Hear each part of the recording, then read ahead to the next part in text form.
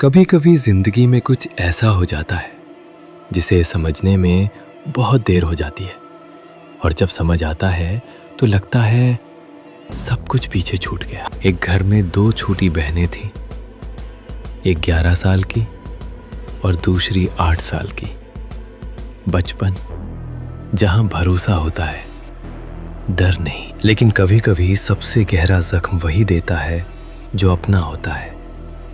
उस उम्र में उसे ये समझ ही नहीं आया कि जो हो रहा है वो गलत है। उस उम्र में सही गलत शब्दों में नहीं होते, बस एहसासों में होते हैं, और वो एहसास उसे चुप कराता रहा। समय बीतता हुआ, घड़ी, बदलते मौसम, साल बीतते गए।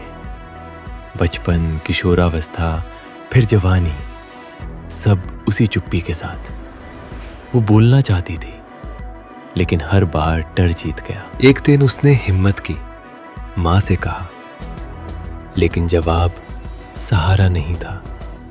जवाब था खामोशी और बदनामी का डर। उसकी जिंदगी में सच को नहीं, समाज की इज्जत को चुना गया। शादी कर दी गई, ये सोचकर कि सब ठीक हो जाएगा।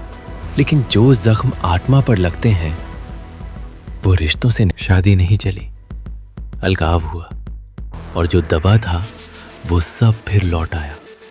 डर, बेचैनी, लोगों से घबराहट, शहर की भीड़, तेज रोशनी। वो जी तो रही थी पर जिंदा नहीं थी। फिर उसकी जिंदगी में एक मोड़ आया जहां किसी ने उससे सवाल नहीं किए, उसे दोषी नहीं ठहराया, बस इतना कहा। धीरे धीरे हीलिंग शुरू हुई। पहली बार उसकी बात सुनी गई, पहली बार उसका दर्द माना गया, और यहीं से वो बदलने लगी। कुछ चीजें हमारी समझ से पहले हमारे साथ हो जाती हैं। इसका मतलब ये नहीं कि हम जिंदगी से हार जाएं। आज वो बेहतर है, पूरी तरह नहीं, लेकिन पहले से कहीं ज्यादा मजबूत। आज वो फिर से जिंदगी के बारे में सोच रही है, रिश्तों के बारे में फिर से। देर से समझ आना हार नहीं होता, और चुप रह जाना कमजोरी नहीं।